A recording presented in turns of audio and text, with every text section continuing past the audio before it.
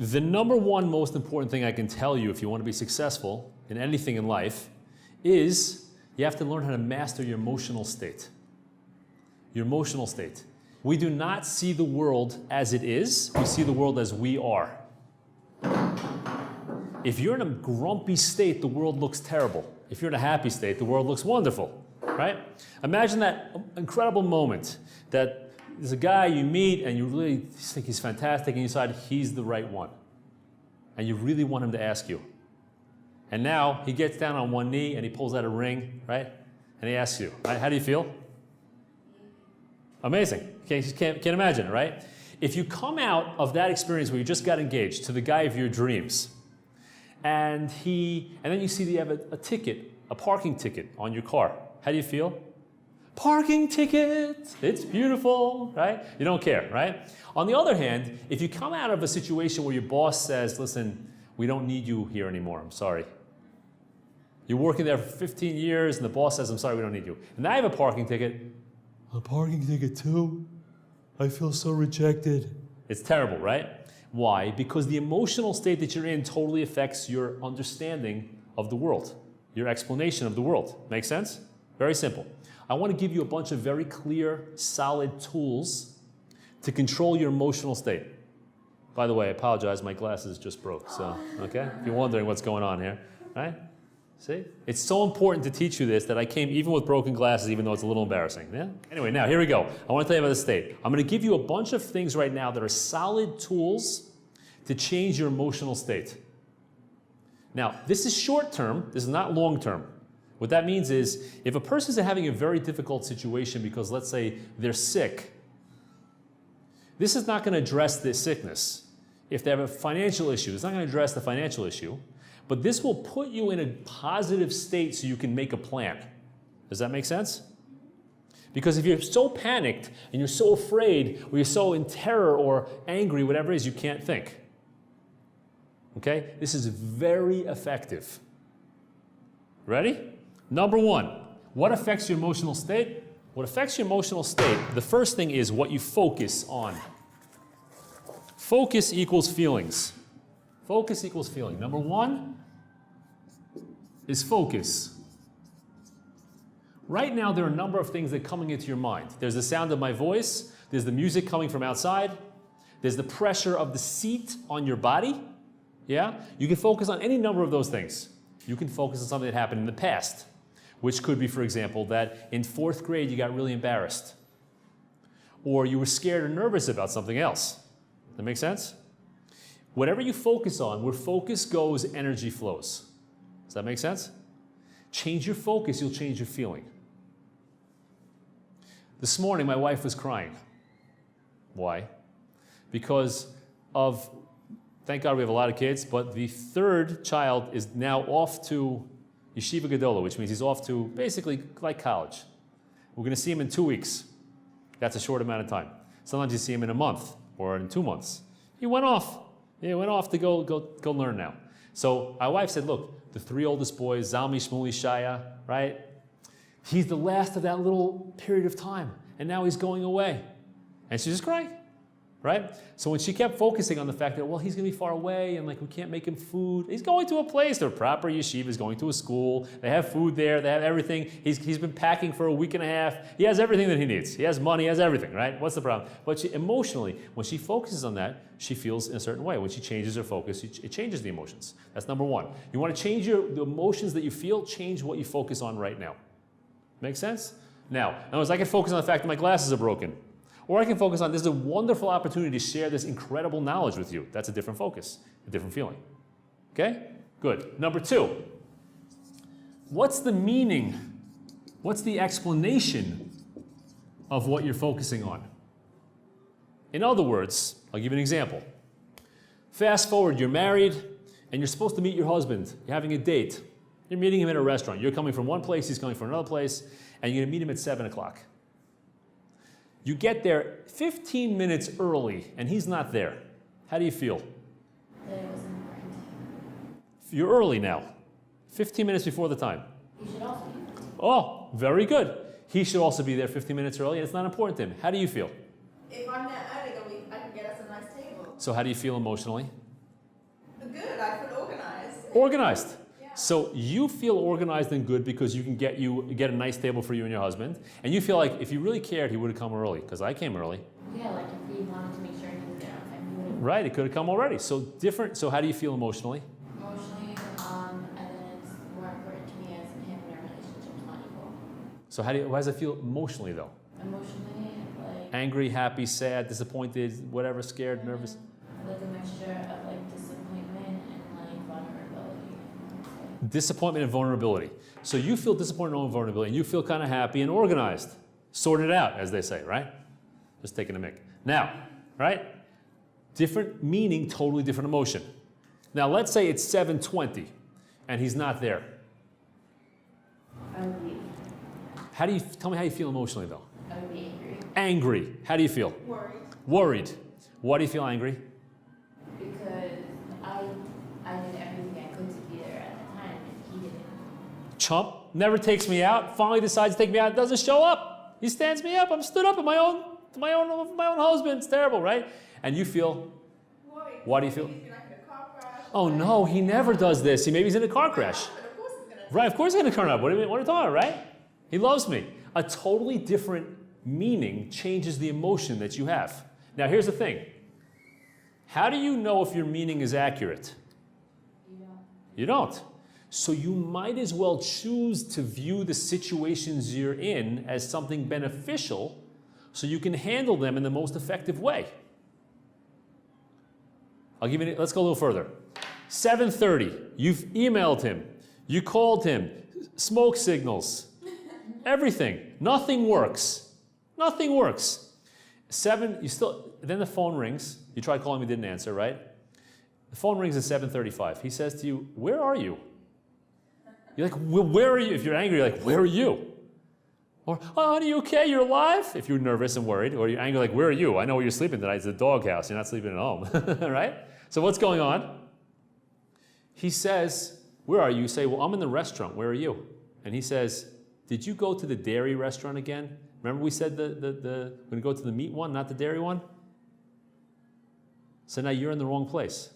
He's been waiting for you for 55 minutes. So then I would not be angry.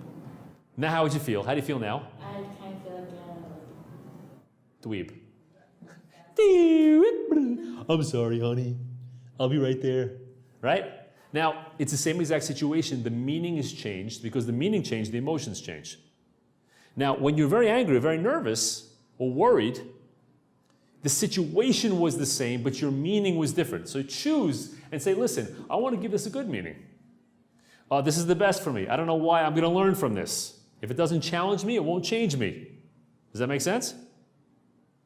Yeah? Different meaning. Now, what's the next thing that changes your emotions? Action. Take action. Now, action doesn't always make you happy, but inaction always makes you miserable. Just sitting there doing nothing makes you crazy. I don't know, you feel nervous or more and more angry. Do something, some kind of action, right? Do something to fix your glasses, right? Call him up. Call up his best friend and say, do you know where he is? Call up his work if he's coming from work and say, was he at work recently? What time did he leave? Maybe you want to, and I ask guys, it's 7:30 and your wife still hasn't shown up. How do you feel? They say, full. Why? I ordered. They took action. Some people get up and they pray. Daven mincha, do something. Or maybe leave, like you said, I'll leave. But some kind of action, take some kind of action, okay? Number 4. Very, very important. Language. Safa, right? What do you say in your mind? What is the choice of words that you use? It's very important. If you are upset and you say, I'm enraged, that will make you more angry.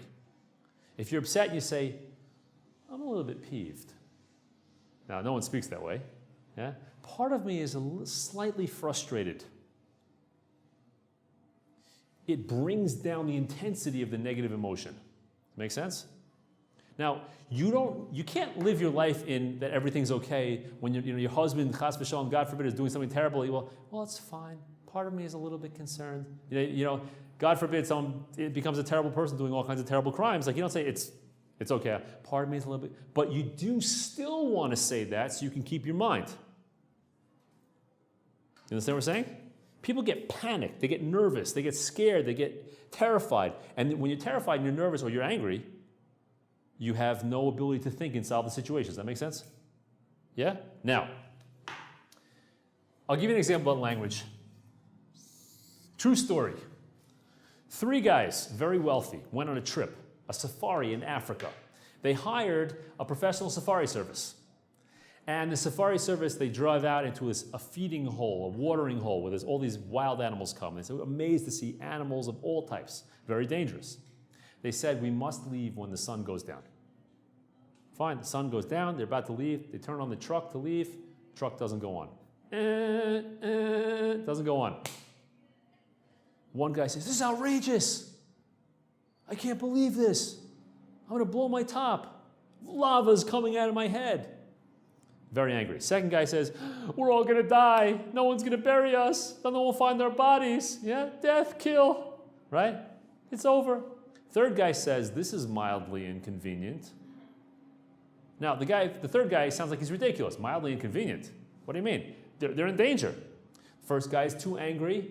Second guy's in a panic. Third guy still has his mind. He used transformational language. That make sense? Now, here's the thing. There's certain words that make anybody, instead of saying I'm enraged, say part of me is a little frustrated. Double language. Part of me is triple, is a little bit, instead of angry, frustrated. Not, oh, I can't take it.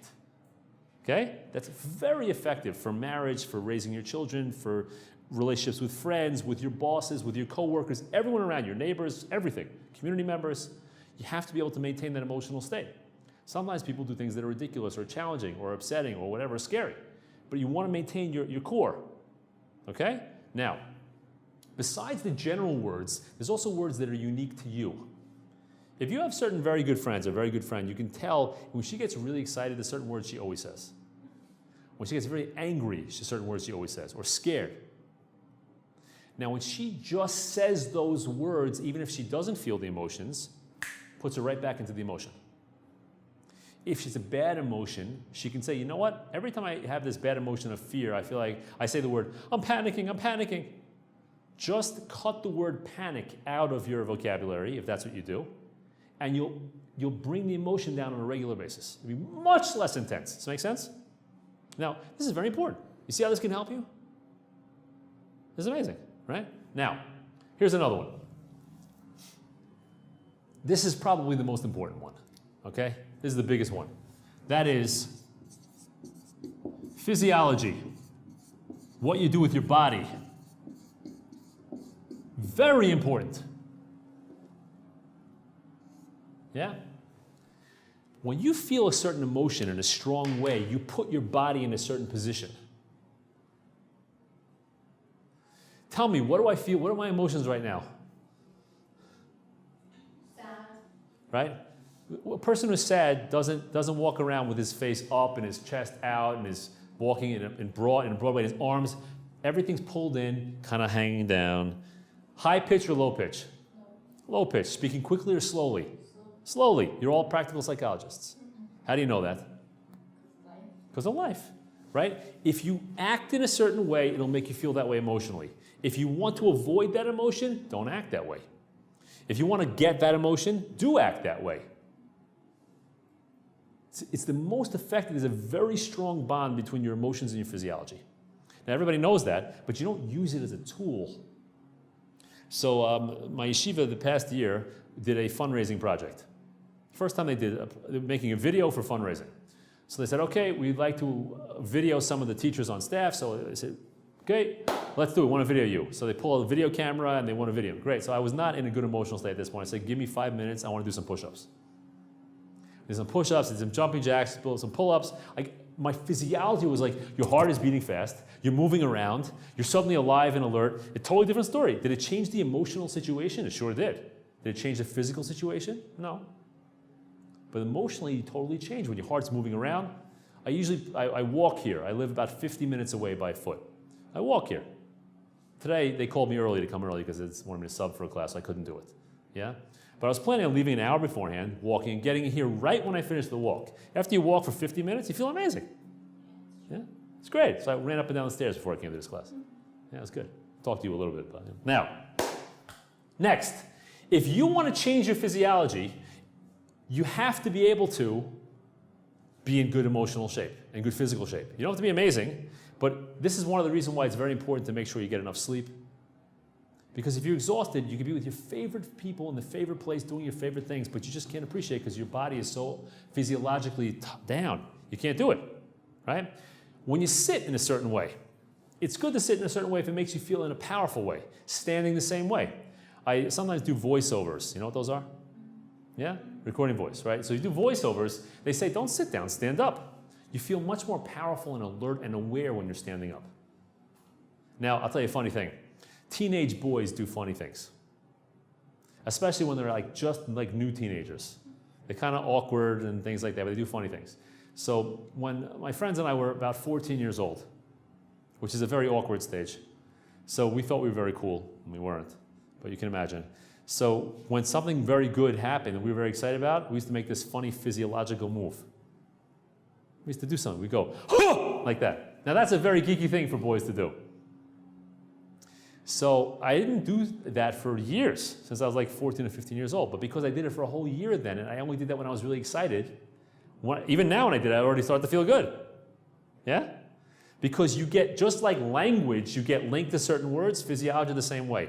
There are certain things that you may do that's unique to you, certain physical moves, certain facial expressions.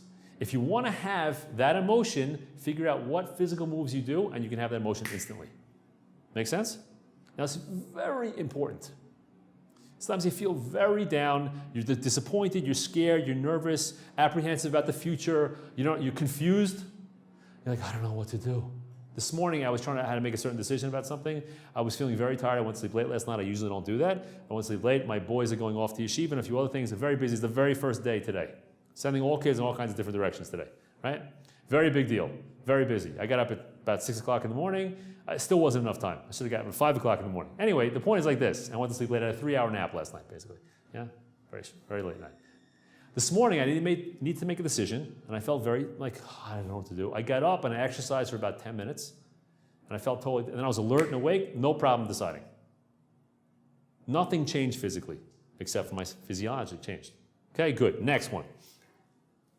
That's physiology. Now, this one is interesting. This is questions.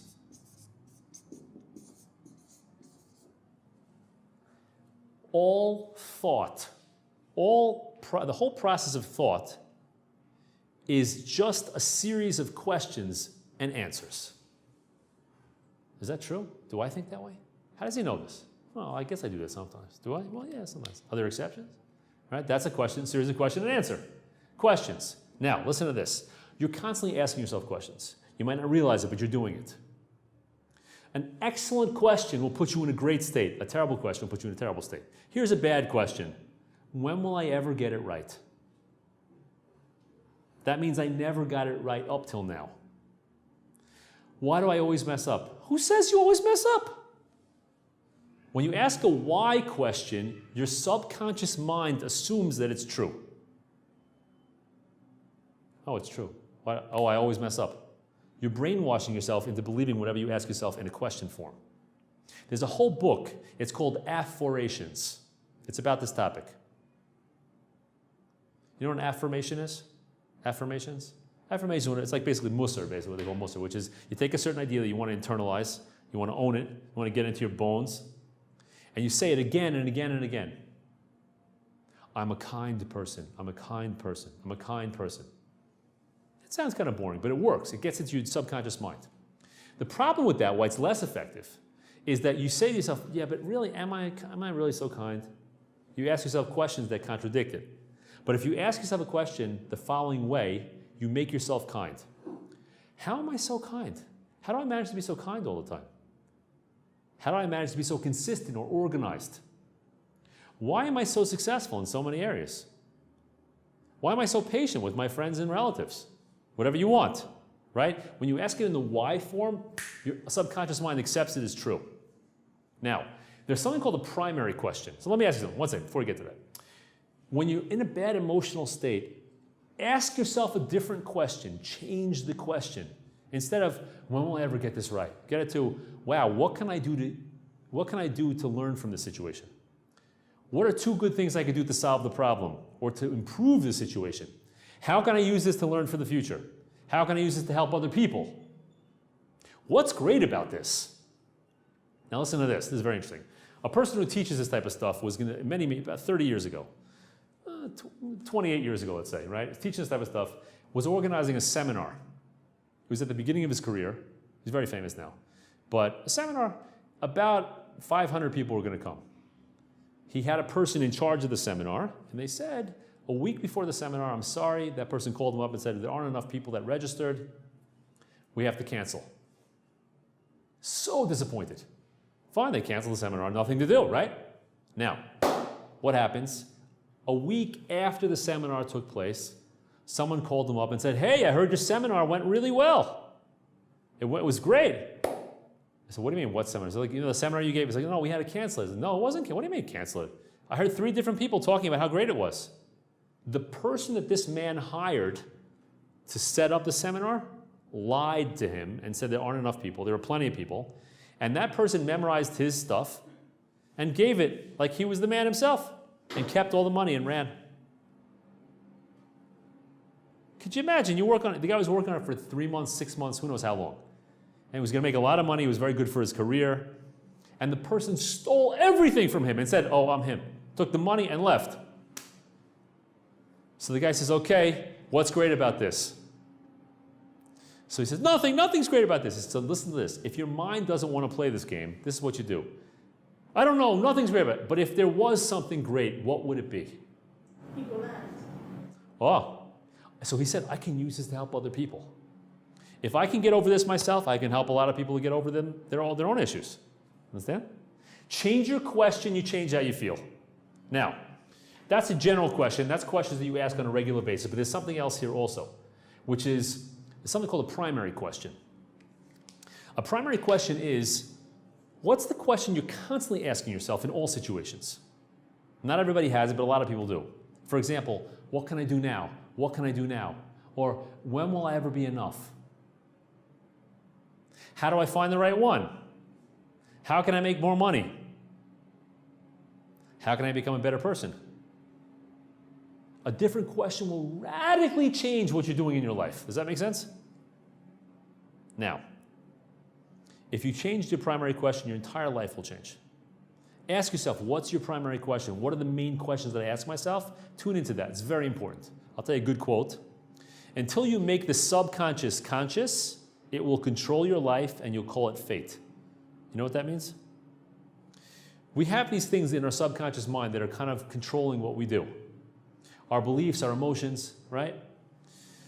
I'm not talking about religious beliefs. I'm talking about like your beliefs about life, what you can do, what you can't do, what my abilities are. Oh, I never pictured myself being a painter, being an artist. There's a famous artist, I believe it was Van Gogh, who said, if you hear a voice inside of you saying, I cannot paint, then by all means paint, and that voice will be silenced. It means there's voices inside your mind that are telling you certain things. Some of them are okay, and some of them are a little bit crazy. Some of them are just immature. Some of them people put in your head, oh, you'll never be anything when you get older. That's a terrible thing to say to somebody, a child, or anybody. Oh, you'll never make it. You know all the stories, right? You know all the famous people? Walt Disney, they said, he's not creative. Dr. Seuss went to 26 different publishing houses before they accepted his books. Michael Jordan was cut from his basketball team in high school. Michael Jordan was cut from his basketball team. Yeah? Oprah Winfrey was fired from her TV job. They said to her, you have no future in television. Oprah Winfrey. Okay, what's going on? There's a whole long list. Yeah? You'll never get anywhere. It's not true. Who says? Okay, now, let's go on to the last thing and we'll do something else. Now, these things are all short term. But there's a few more things that affect what goes on in your emotional state. People tend to have certain emotions that they have again and again. How many words are there in English for human emotions? Take a guess. About 3,000. Okay. It's a huge number of 3,000 words for human emotions. Because they're very subtle differences in emotions. Differences in emotions. Yeah? Now, if you want to see the difference in emotions that you have, ask yourself, what are the emotions that you have during the week? You'll come down to about 6 or maybe maximum 10. Most people don't have too many strong emotions. They don't have too many. Why do you keep having the same emotions again and again? What do you say? Why do you keep having the same emotions again and again? Why is that? Are you creating it for yourself because you're feeling it to start with, so it's like creating it? That's right. You're in a cycle. That's exactly right. You're in the habit of having certain emotions. Now, we said your focus changes what you have emotions on. Your meaning, different emotion, action, language, physiology. You act depressed, you'll be depressed. You act like you own the place, you'll feel different, right? What we do is, because we're used to feeling scared or angry, or whatever it is, we choose things like this that get us to have emotions that we're used to having. I'll give you an example. 9/11, World Trade Center knocked over, terrorist attack.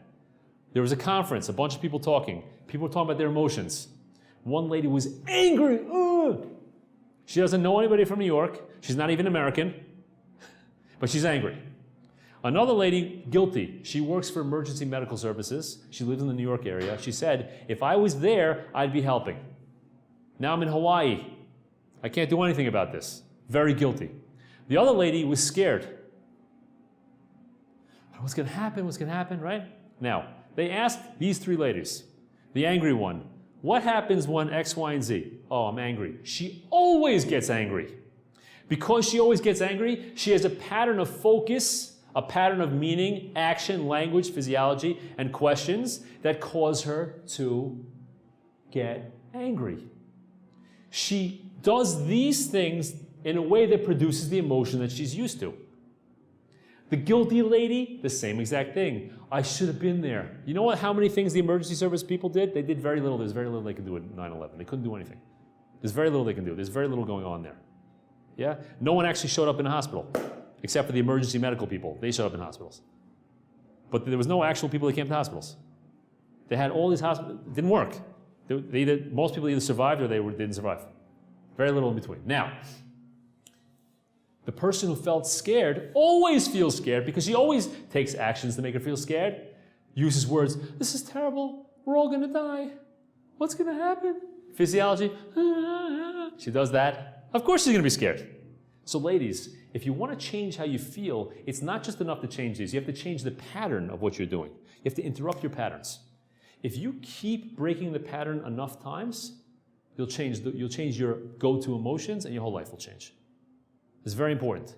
So how do you interrupt your pattern? Change any one of these and it'll interrupt your pattern. The easiest one, I think, is physiology. When you're angry, you start, oh, I don't like that. Start just like, yell out is a great thing, you've heard this before. Bubbles! Yell out the word bubbles. You can't yell bubbles at the top of your lungs and be angry, it's not possible. Make funny faces at yourself in the mirror. I know of a story, a guy got engaged, and he was having a meeting with his father-in-law about the wedding. His father-in-law, yeah, a future father-in-law, about the wedding, and it got a little bit uncomfortable, and he felt himself getting very angry. So he said, excuse me for a minute. He went into the bathroom, and he made faces at himself in the mirror. He changed his physiology, totally changed his state. Understand? Now, if you do that enough times, you'll break your pattern, and your whole life will change. Angry people tend to get angry about everything in life. Disappointed, always disappointed. Sad, always sad. Nervous, always nervous. Happy people always find a way to be happy. There's some phrase, I don't know the phrase too well. I think it is that happy people always find a way, they always find a song to sing. Something to that effect. They always find a song to sing. It means there's always something. Now, I'll tell you a good example of this. They took a bunch of optimistic kids, happy, optimistic kids, positive kids, and they want to do an experiment. Can he be positive in every situation? They put a kid in a room, empty room. On the floor, excuse me for saying, was a pile of horse manure. That's the only thing in the room. The kid goes in there, he wrinkles his nose, then he starts smiling. Now, what is there to smile about that? You're in an empty room, Why is he smiling? I asked him, why are you smiling? He says, there must be a horse nearby. His meaning was got to be something good about this, because he's in the pattern of that. He's in the pattern of being happy. I have to find a way. And not only that, instead of just going like this, he changed his physiology. He started going like this. There must be a horse nearby. He starts smiling. Totally changes his emotions because he's used to that pattern. Make sense? Another guy is working. He's trying to help his wife with all kinds of things. So he does the floors in the house. So once or twice a week, he's doing mopping the house. In Israel, they call it sponja, doing sponja in Israel, right? Sponja the house. So then someone said to him, oh, you're probably so happy, not when he was cleaning the floors. You'd be so happy to have a big house. He said, no, if I had a big house, I'd have to spend more time mopping the floors. There's a much bigger picture. This guy finds a way to give it a bad meaning. Always something like that. Okay? Good. Now, another idea. We are not capable of achieving anything that's beyond what we believe we can achieve. 100% true. There's many examples of this. Most people say, listen, I haven't reached my potential yet, but I'm trying to get there. There's two different limitations on your abilities. One is your actual limitations, the actual ceiling of how much you can do, and the other one is how much you believe you can do. It's very important. If I believe that I could fly without any help, it's never going to happen because I can't. I can do something like it. I can have those little squirrel suits and jump off, do base jumping or something like that, but I can't actually fly, right? I really believe myself. There's a great joke that makes fun of these type of things. You know, every pizza is a personal pizza if you believe in yourself and try hard enough. So silly, you get the idea, right? But anyway, sometimes it happens that you have an ability to do something, but you think you can't do it, so you don't. Harry Houdini, a very, very famous escape artist. Prison warden says to Harry Houdini, I have a lock that's so good you won't be able to open it.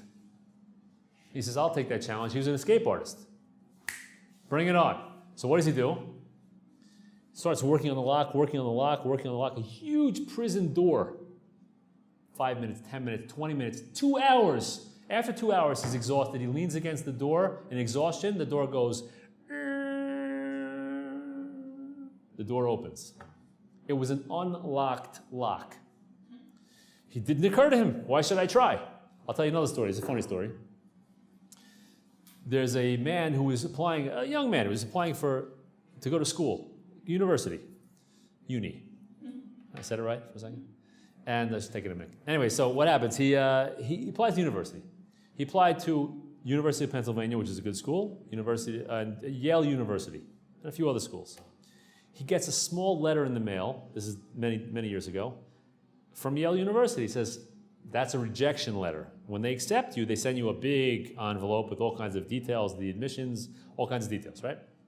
He takes the letter out of the mailbox, says to his mother, see, I got rejected. And he throws the letter without opening it into the garbage. His mother says, you applied, open up the letter, see what it says. Listen, I know for sure I was rejected. Okay, I'll open it. He opens it. Dear Mr. So-and-so, we're pleased to tell you you've been accepted to Yale University. He says, you see, Mom, I got rejected. And he threw it in the garbage. The guy was smart enough to get into the university, but he wasn't smart enough to read the letter. Why? Because you don't see the world as it is, you see the world as you are. He believed in his mind that he was rejected. So of course that's what happened to him. So he read rejection even though it said accepted. He didn't see otherwise. You can't see what's not what you don't believe in. You have to believe that you can do it.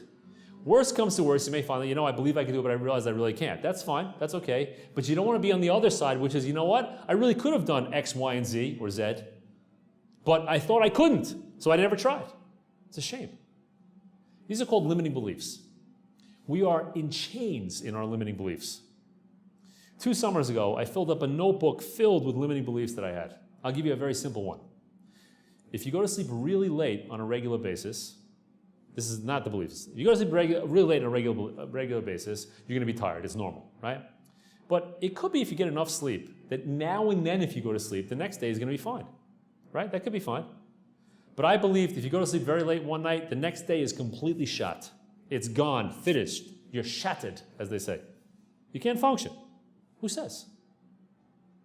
Last night I went to sleep almost 3 o'clock in the morning. Usually I go to sleep about 10:30 or 11. It was a late night, right?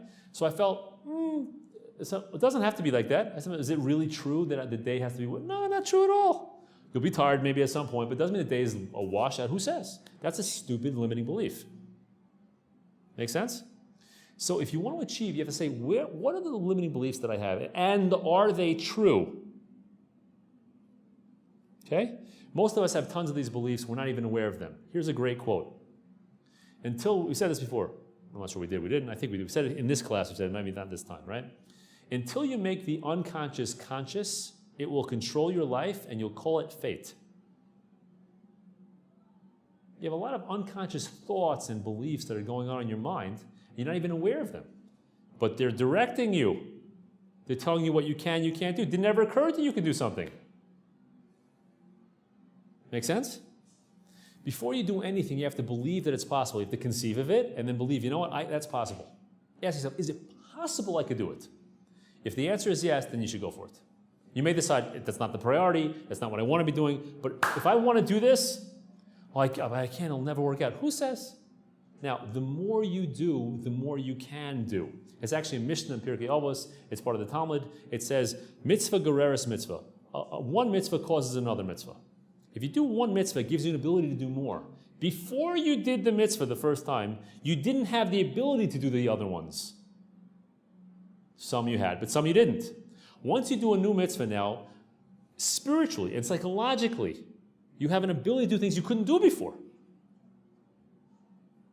The more you do, the more you can do. So if you're going to doubt anything, doubt your doubts, not your abilities. You should view doubt as an enemy. My doubts are trying to destroy me. I'll doubt them. I'll tell you a great quote. It's one of my favorite quotes. Anyone can count the number of seeds in an apple. Only God can count the number of apples in a seed. You have no idea how many apples are going to come out of that one seed. One seed you put in the ground. Right now it's a little nothing. If you bite into an apple seed, it actually has cyanide in it. But okay, we won't hurt you. But it's very bitter. But you have no idea you have to doubt your own take on your potential. Oh, I think I can do this much. You can do way more than you think you can do. I'll give you an example. There's many examples. There's one example. Someone says to you, here's a 60-pound bag of sand. I'd like you to carry it from here to there. It's about 4 miles away. Are you interested? Depends on what you want. Probably not, right? I'll give you $5 for it. I'm even less interested with the $5, right? You kidding me? Now, do you think you could carry a 60-pound bag for about 4 miles? What do you say? Very, very slowly. Very, very slowly. Yeah? What's the likelihood? What's that again? If you had it in the backpack, it's probably doable. If you're just carrying it. Let's say you're carrying it, no backpack. Very difficult to do, right? Now, let's say instead of the 60-pound bag, it was your daughter and she needs medical attention, and the medical attention is 4 miles away. No problem. What that means is you really could do it, but you didn't realize. It's not a limitation on resources, it's a limitation on resourcefulness. If you're resourceful enough, you can get almost any resource there is in the world. If you look at this building, Neve, it was started by 2 rabbis in Bayit Vagan. Eventually, they became extremely resourceful, and they built this beautiful campus. Many years it took to build this, but it was a whole thing. Very, very resourceful.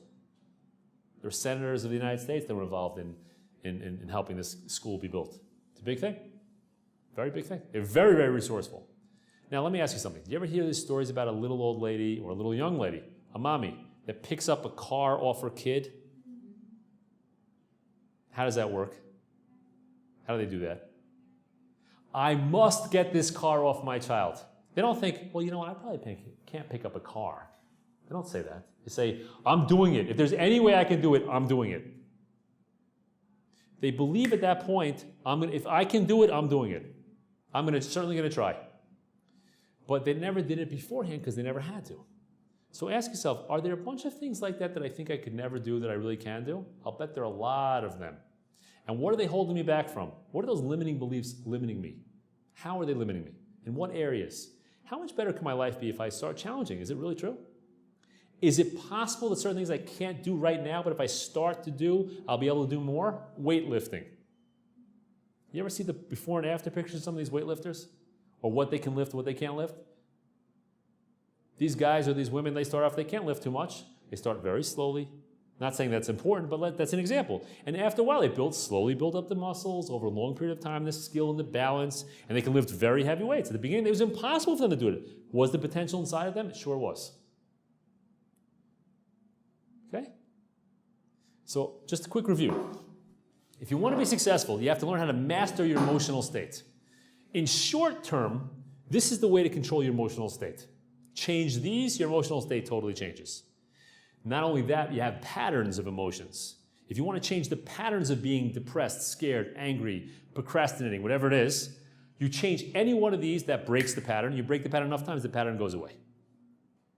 Then we also talked about beliefs. You have beliefs. How far can you do things? Challenge your beliefs. Very often they're not true. I'm talking about small b, not believe in God and stuff like that. Okay? All the best, ladies. Nice to see you.